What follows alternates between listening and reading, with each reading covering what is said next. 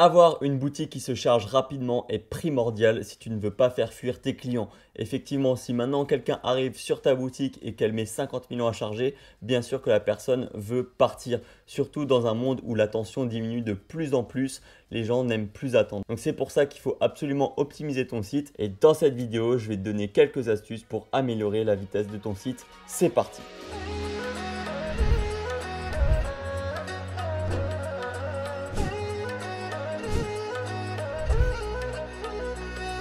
Salut, moi c'est Théo, je suis entrepreneur et e-commerçant depuis maintenant plus de 5 ans. J'ai créé le Storythème qui est un thème optimisé pour la vente, la conversion et l'image de marque. Ce thème-là va te permettre d'économiser plein de frais d'application et surtout c'est l'un des moins chers du marché en plus d'être optimisé. Donc je te conseille d'aller voir, ça se trouve dans la description de la vidéo. Sur ce, commençons par le sujet de cette vidéo. Déjà, comment faire pour savoir si son site est lent ou pas? Pour ça, je te conseille d'utiliser des outils comme PageSpeed Insight ou GTmetrix. La note de vitesse de Shopify n'est pas très fiable et on ne peut pas vraiment savoir comment améliorer sa boutique. Donc là, je vais te montrer rapidement PageSpeed Insight, c'est cet outil-là.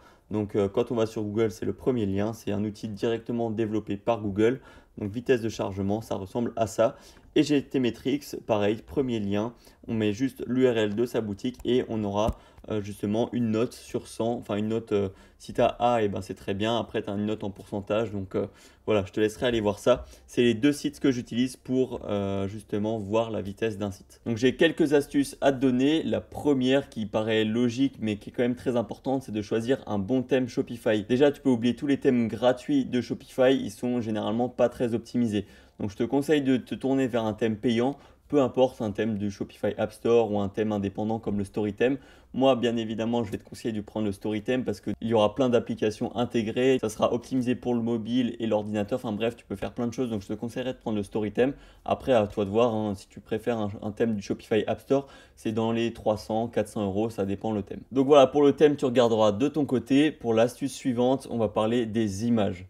Alors les images, c'est très important, c'est ce qui fait, je dirais, 80% de la vitesse de ton site si elles ne sont pas optimisées. Il faut qu'elles aient le bon format et qu'elles aient le bon ratio aussi, c'est très important. Parce que si jamais tu as une image qui fait 4000 pixels de large alors que sur ton site, ça rend que 800 pixels de large, ben forcément, c'est pas vraiment optimisé et ça va mettre beaucoup plus de temps à charger. En parlant des ratios d'images, je vais te donner toutes les résolutions que tu peux utiliser sur ton site. Si tu as une bannière qui prend toute la largeur de l'écran, je te conseille d'avoir maximum 1920 pixels de large. Pour la hauteur, tu fais comme tu veux. Pour les images de ton site, comme les images produits, les images qui sont dans les sections images avec texte, enfin bref, les images qui prennent généralement la moitié de l'écran, je te conseille entre 800 et 1000 pixels de large. Après, si c'est des images un petit peu plus petites, comme par exemple si tu as 4 petites images l'une à côté de l'autre, je te conseille plutôt de faire du 400 pixels de large. Après, encore une fois, la hauteur, c'est comme tu veux. Bon, généralement, c'est en carré. Ou alors c'est un peu plus haut, enfin ça dépend vraiment comme tu veux. Ensuite, pour tout ce qui est icônes et logos, je te conseille d'utiliser des SVG. Et à ce moment-là, il n'y a pas de taille en pixels parce que c'est des formats vectoriels, c'est-à-dire que ça peut rétrécir et s'agrandir à l'infini. Et justement, ce format-là est très optimisé pour ce genre d'image. Et enfin, pour le favicon, je te conseille d'avoir une image qui fait 32 pixels par 32 pixels.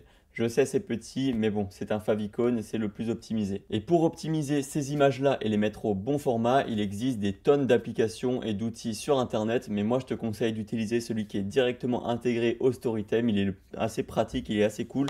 Il s'appelle Optimage. Donc, Optimage, c'est très simple. Tu mets juste ton image et ça va te la convertir au format WebP, qui est le plus optimisé pour Internet. De plus, tu pourras choisir différents ratios, donc le format bannière, le format général, le format 4 tiers ou le 3 quarts. Enfin bref, tu peux vraiment essayer d'optimiser tes images ou alors juste garder le même ratio mais avoir une largeur de 1000 pixels. Ça permet justement d'avoir ces images au bon format et que ça soit beaucoup plus optimisé. Donc voilà, ça je te laisserai aller voir, faut un petit peu tester, mais tu verras que tu peux vraiment optimiser la taille de tes images. On va faire le test avec une image que j'ai réussi à avoir sur Pexels, c'est une banque d'images gratuite.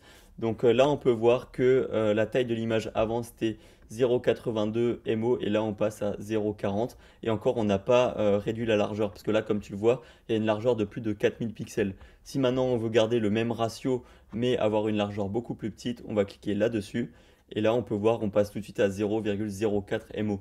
Donc c'est vraiment rien du tout et ça permet d'optimiser à fond la vitesse de ton site. Surtout que là, on passe du format JPEG au format WebP. Donc voilà, vraiment là, c'est le plus optimisé. Sur l'outil, tu peux d'ailleurs ajouter un overlay, hein, c'est-à-dire que si tu veux assombrir l'image d'une certaine couleur, bon là, de base, c'est le noir. Mais si tu veux changer de couleur, tu peux très bien.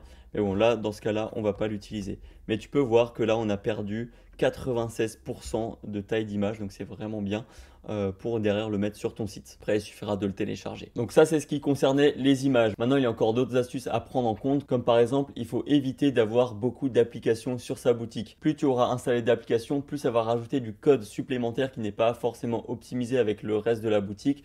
Donc c'est pour ça que je te conseille de désinstaller tout ce qui est inutile. Et d'ailleurs, c'est pour ça que sur le Storytime, on a beaucoup d'applications qui sont directement intégrées parce qu'elles sont optimisées avec le reste du code et c'est pas du script rajouté, enfin du code rajouté qui va faire ramer ton site. Donc vraiment, supprime tout ce que tu peux supprimer, tout ce que tu peux remplacer par ton thème de base. Ou alors tout ce qui n'est pas forcément essentiel à ta boutique. Une application pour la mettre, il faut vraiment que ça joue sur ton taux de conversion. Sinon, ça ne sert pas à grand chose de l'installer. Ensuite, la prochaine astuce, c'est quand tu mets des vidéos sur ton site, privilégie plutôt les vidéos intégrées, comme par exemple les vidéos du player de YouTube ou de Vimeo, peu importe, que des vidéos qui sont directement stockées sur ton Shopify. Ça, pareil, ça peut jouer un rôle dans la vitesse de ton site.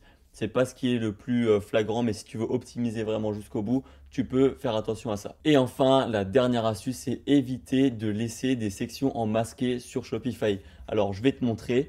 Donc, des sections en masqué, c'est par exemple, admettons, j'ai cette section-là avec le texte défilant. Je veux plus la mettre, donc je la masque et je me dis je la remettrai plus tard. Donc voilà, laisser des sections comme ça les fait quand même charger sur ton site et ça ralentit. Donc c'est pour ça que si tu enlèves quelque chose, je te conseille de directement supprimer la section plutôt que de la mettre en masqué. Là pareil, j'ai des blocs que je pourrais enlever, ça optimiserait la vitesse de mon site. Donc fais attention à ce genre de choses parce que je vois beaucoup de personnes qui mettent plein de sections en masqué et c'est pas forcément ce qu'il y a de plus optimisé. Pense à tout ça et tu auras forcément une meilleure vitesse de site. Après, je voulais juste préciser qu'il ne faut pas se focus forcément à 1000% sur ce problème-là de la vitesse du site. Généralement, les sites chargent quasiment tous rapidement. Il faut juste faire attention aux images. Quand tu regardes et que tu vas sur ton site, si tu as l'impression qu'il rame, bon là c'est un problème. Mais si tu as l'impression que ça charge plutôt correctement, là tu n'as pas trop de soucis à te faire. Je vois beaucoup de personnes qui font des fixettes sur la vitesse du site, essayer de l'optimiser à 100%. Mais quand tu regardes des très gros sites comme Amazon, Gymshark, Apple, ils n'ont pas forcément des vitesses optimisées à 100% sur les page speed qu'on peut tester, les outils que je t'ai donnés juste avant. Donc voilà, et ça ne leur empêche pas de faire beaucoup d'argent. Donc c'est pour ça, c'est quelque chose qu'il faut regarder, qu'il faut optimiser, mais ne passe pas 100% de ton temps dessus. Essaye plutôt de se focaliser sur comment convertir plus, comment augmenter ton panier moyen, comment attirer plus de clients sur ta boutique. Ça, c'est les choses les plus importantes à développer. Donc voilà, j'espère que tu auras bien compris toute cette vidéo. Si jamais tu as des questions, n'hésite pas à les poser dans les commentaires. Encore une fois, le Storytime est disponible dans la description avec 7 jours d'essai gratuit pour l'installer sur ta boutique et le tester pour voir si ça te plaît. Et sur ce, jusqu'à la prochaine fois, porte-toi bien, travaille bien et crois en tes rêves. Ciao!